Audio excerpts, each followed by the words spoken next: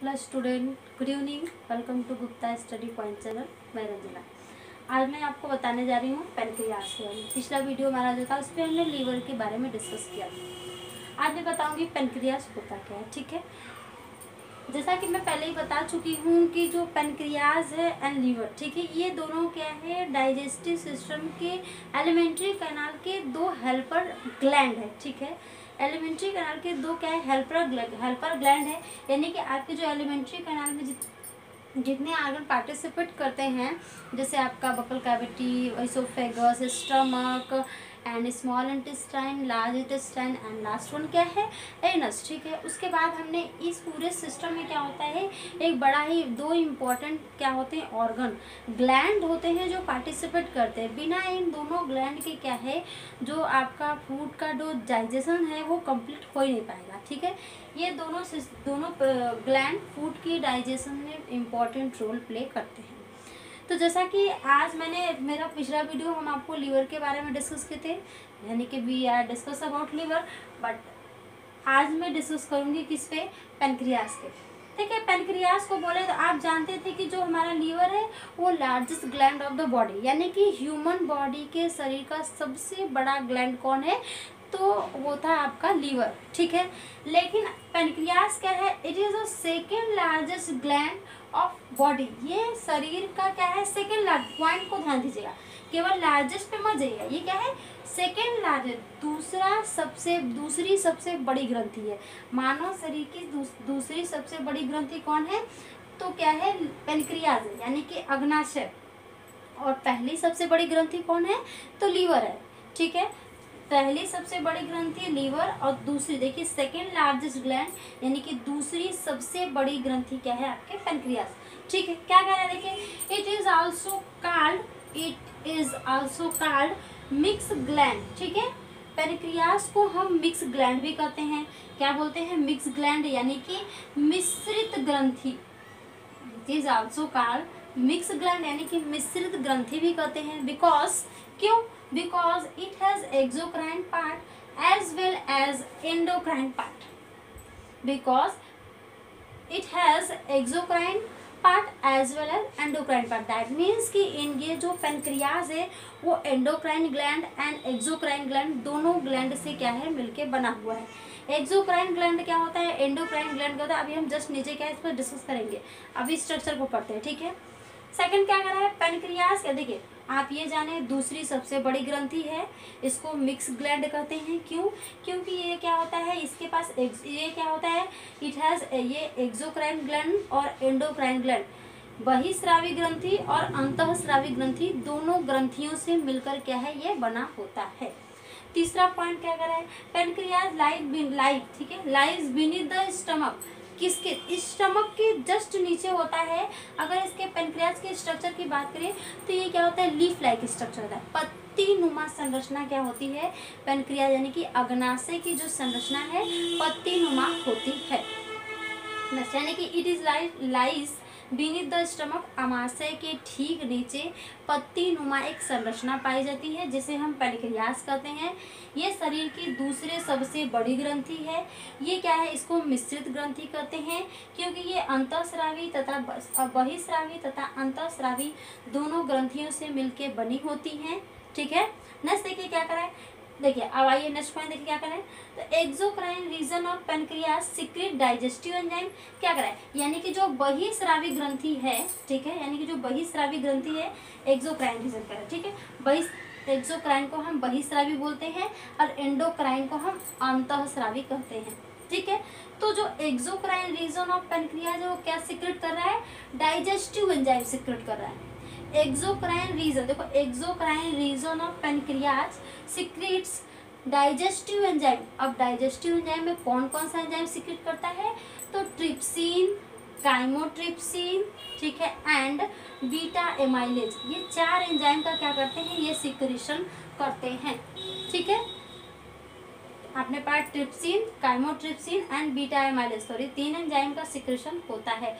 कौन, exocrine reason से। Exocrine reason यानी कि बहिस्रावी ग्रंथि, देखो हम लिख दे रहे हैं बहिस्रावी ग्रंथि। ठीक है, अग्नाशय की जो बहिस्रावी ग्रंथि है उससे किसका सिक्रेशन, किसका स्रावण होता है, तो उससे क्या होता है, एंजाइम का स्रावण होता है। कौन से एंजाइम, तो trypsin, chymotrypsin and beta amylase enzyme का सिक्रेशन होता है। ठीक है, नेक्स्ट अब बात करते हैं एंडोक्राइन रीजन क्या सिक्रेट करता है। तो जो आपका एंडोक्राइन रीजन होता है, देखिए एंडोक्राइन रीजन क्या कह रहा है, देखिए एंडोक्राइन रीजन सिक्रीट हार्मोन्स, ठीक है, लाइक इंसुलिन एंड ग्लूकागॉन। यानी कि एंडोक्राइन रीजन जो होता है इसको बोलते हैं अंतःस्रावी ग्रंथि, अंतःस्रावी ग्रंथि। ठीक है, एंडोक्राइन रीजन ऑफ क्या कह रहा है, पेनक्रियाज। हमारे अग्नाशय की जो अंतःस्रावी ग्रंथि है वो किसका स्रावण कर रही है, हार्मोन का। कौन कौन सा हार्मोन, इंसुलिन और ग्लूकागॉन हार्मोन का सिक्रेशन कर रही है। ठीक है, नेक्स्ट देखिए क्या कर रहा है, both Biles and pancreatic juice. देखिए अब ये तो हो गया आपके, यहाँ तक हमने ये देखा स्टमक के पैनक्रियाज के स्ट्रक्चर के बारे में देखा। ठीक है, तो मैंने अभी जस्ट बोला कि जो पैनक्रियाज होता है वो पैनक्रियाटिक, सीधे सीधे बोले पैनक्रियाटिक जूस का सिक्रेशन करता है, और आपका जो एंजाइम हो रहा है उस एंजाइम को हम पैनक्रियाटिक जूस बोलेंगे। बात समझ आ रही है ना, एंजाइम को हम क्या बोलेंगे, पैनक्रियाटिक जूस। यानी पैनक्रियाज से पैनक्रियाटिक जूस का जो सिक्रेशन हो रहा है, और आपके लीवर से बाइल जूस पड़े हैं, लीवर से बाइल जूस आ रहा था और पैनक्रियाज से पैनक्रियाटिक जूस आ रहा था। तो ये जो दोनों जूस क्या, एक लीवर के साइड से आ रहा है, एक लीवर से आ रहा है, एक स्टमक के ठीक नीचे, एक स्टमक के राइट हैंड साइड में क्या है आपका लीवर है, और स्टमक के बीनीथ द स्टमक क्या है, पैनक्रियाज है। तो पैनक्रियाज से पैनक्रियाटिक जूस और लीवर से बाइल जूस। ठीक है, तो बाइल जूस और पैनक्रियाटिक जूस दोनों आएगा, देखिए कहाँ आएगा, स्मॉल इंटेस्टाइन में आएगा, क्योंकि फूड का कंप्लीट डाइजेशन कहाँ होता है, स्मॉल इंटेस्टाइन में होता है। ठीक है, तो स्मॉल इंटेस्टाइन में क्या है, आते हैं तो किसके थ्रू, देखिए स्मॉल इंटेस्टाइन के किस पार्ट में आएंगे, तो डिओडिनम के पार्ट में आएंगे। स्मॉल इंटेस्टाइन के 3 भाग होते हैं, डिओडिनम, जजुनम और इलियम। ध्यान से, डिओडिनम, जजुनम और इलियम। लार्ज इंटेस्टाइन के भी 3 पढ़े हैं आप, कोलम, सीकम, रेक्टम। तो हम अभी देखिए, अब हम क्या पढ़ रहे हैं, फूड का कंप्लीट डाइजेशन अभी नहीं हुआ था, स्टमक में हाफ डाइजेशन हुआ था। जब फूड स्टमक से स्मॉल इंटेस्टाइन में आता है तो वहाँ पे उसका कंप्लीट डाइजेशन होता है।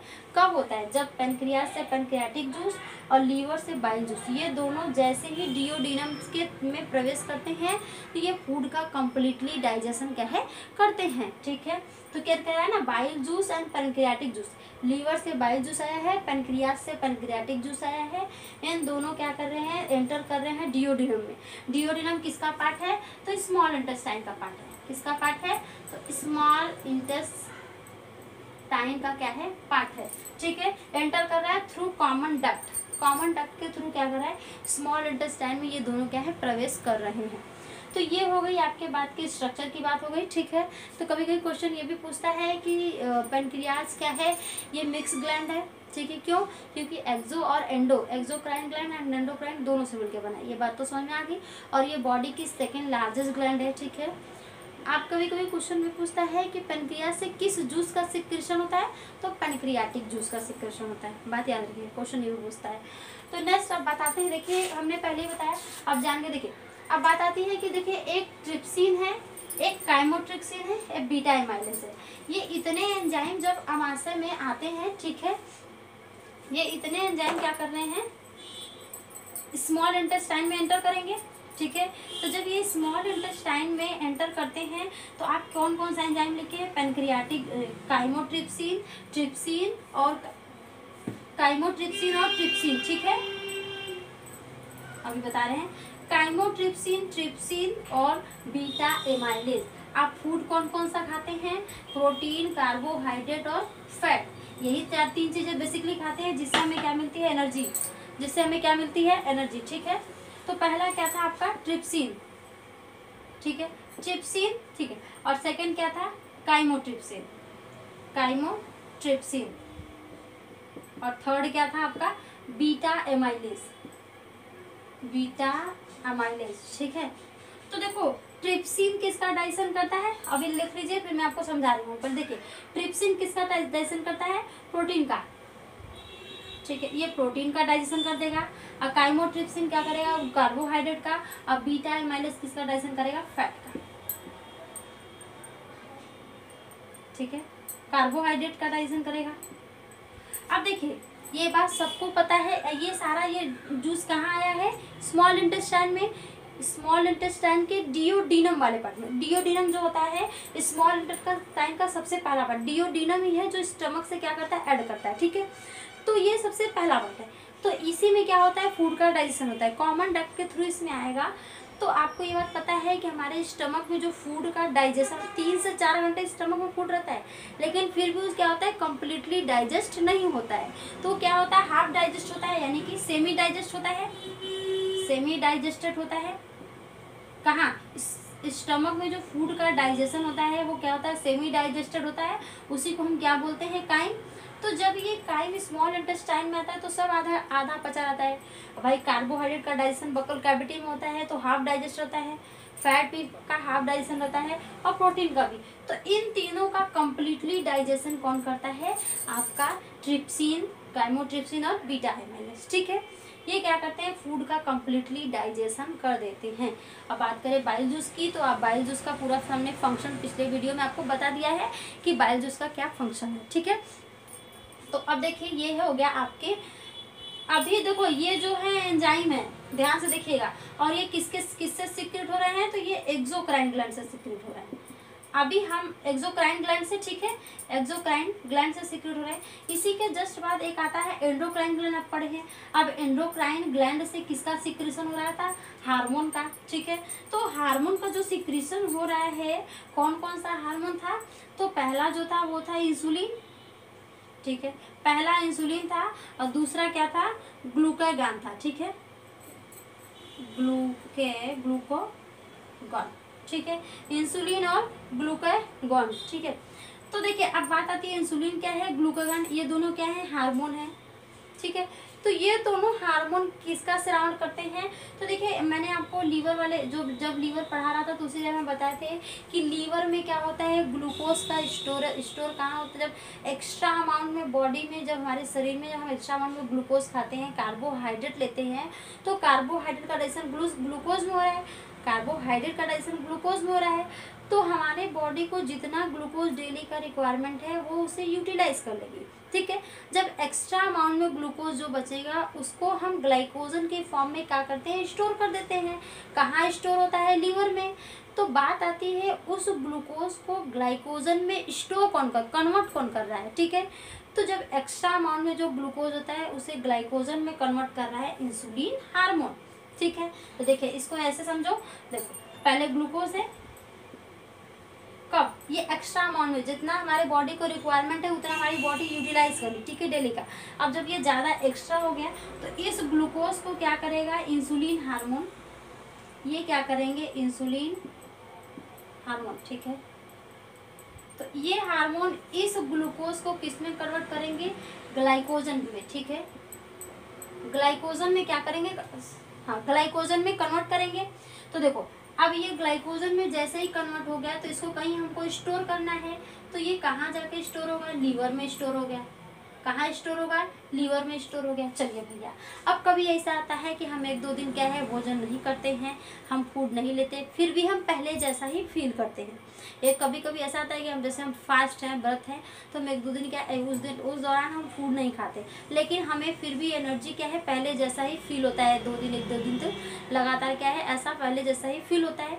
तो उस दौरान हम कुछ खा भी नहीं रहे फिर भी हमें एनर्जी मिल रही है। तो उस दौरान एनर्जी कहाँ से मिल रही है, यहीं से जो हम पहले का एनर्जी स्टोर करके रखे हैं, एक्स्ट्रा अमाउंट में जो हमारी बॉडी में एनर्जी थी तो उसको हम स्टोर करके रखें ग्लाइकोजन के फॉर्म में, कार्बोहाइड्रेट को।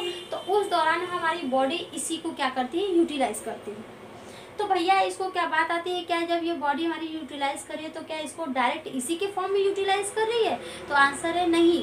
अब इस ग्लाइकोजन को वापस हमें फिर से ग्लूकोज में कन्वर्ट करना है। तो अब इस ग्लाइकोजन को क्या कर रहा है, इस ग्लाइकोजन को ग्लूकागॉन हार्मोन जो है, ग्लूकागॉन हार्मोन वापस किस में कन्वर्ट करेगा, ग्लूकोज में, ठीक है, ग्लूकोज में कन्वर्ट करेगा। देन हमको क्या मिलती है, एनर्जी, और हम क्या करते हैं अपना फंक्शन करते हैं।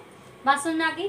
तो ये हो गया इंसुलिन का। इंसुलिन, अब बात आती है इंसुलिन क्या करता है, तो ये बॉडी में ग्लूकोज के लेवल को मेंटेन करता है, और जबकि ग्लूकागॉन क्या करता है, बॉडी में ग्लूकोज के लेवल को क्या करता है, इंक्रीज करता है। देखिए ये अगर ज़रूरत से ज़्यादा हो रहा है तो ये इंसुलिन इसको कन्वर्ट कर दे रहा है ग्लाइकोजन में, ताकि ठीक है, और ये क्या है, एक जगह स्टोर हो जा रहा है लीवर में। अब जब हमारे अंदर कमी आ रही है तो उसको मेंटेन कौन कर रहा है, इसको बढ़ाने का काम कौन कर रहा है, तो ग्लूकागॉन कर रहा है, ठीक है। ये ग्लूकागॉन क्या कर रहा है, उसको मेंटेन कर रहा है। बस में अब देखिए कभी कभी ऐसा होता है कि जब बात ये पूछता है कि जब हमारी बॉडी में इंसुलिन हार्मोन की कमी होती है तो कौन से डिजीज हम किस रोग से प्रभावित होते हैं। जब इंसुलिन हार्मोन की कमी होती है हमारे शरीर में तो हम किस रोग से प्रभावित होते हैं, तो इसका आंसर है मधुमेह रोग, यानी हिंदी में बोलते हैं मधुमेह रोग, और इंग्लिश में बोलेंगे डायबिटीज़, यानी कि शुगर, जिसको हम आम बोल चालन भाषा में लोकल लैंग्वेज में क्या कहते हैं, डायबिटीज। यानी कि आपके शरीर में, ठीक है, जब इंसुलिन हार्मोन की कमी होती है तो कौन से रोग के शिकार आप होते हैं, तो डायबिटीज़ के शिकार आप हो जाते हैं, ठीक है। यानी कि हमें डायबिटीज़ डिजीज़ हो जाती है। तो कब बात आती है इसको इसीलिए कहते हैं कि सॉरी डायबिटीज़, और हिंदी में बोलते हैं मधुमेह रोग, ठीक है। ये हो गया। अब देखो डायबिटीज़ को मेंटेन करने के लिए क्या कारण हो सकता है, तो हम इंसुलिन को दो कंडीशन में, पहला या तो इसका हम दो लोगों में होता है, इस बात को हम कल बताएंगे, अभी आज बताएंगे तो वीडियो ज़्यादा लंबा हो जाएगा। इंसुलिन पे हम आपको बाकायदा बताएंगे कि इंसुलिन का क्या काम है। तो आज इतना पेनक्रियास। अगर फिर भी आपको हमारा वीडियो समझ में नहीं आया है तो आप कमेंट करके क्वेश्चन पुट कर सकते हैं, ठीक है। कोई भी डाउट है कहीं से भी तो आप उस सॉल्व कमेंट करिए, हम आपको पूरी तरह से समझाने की कोशिश करेंगे। आज के लिए इतना ही, धन्यवाद।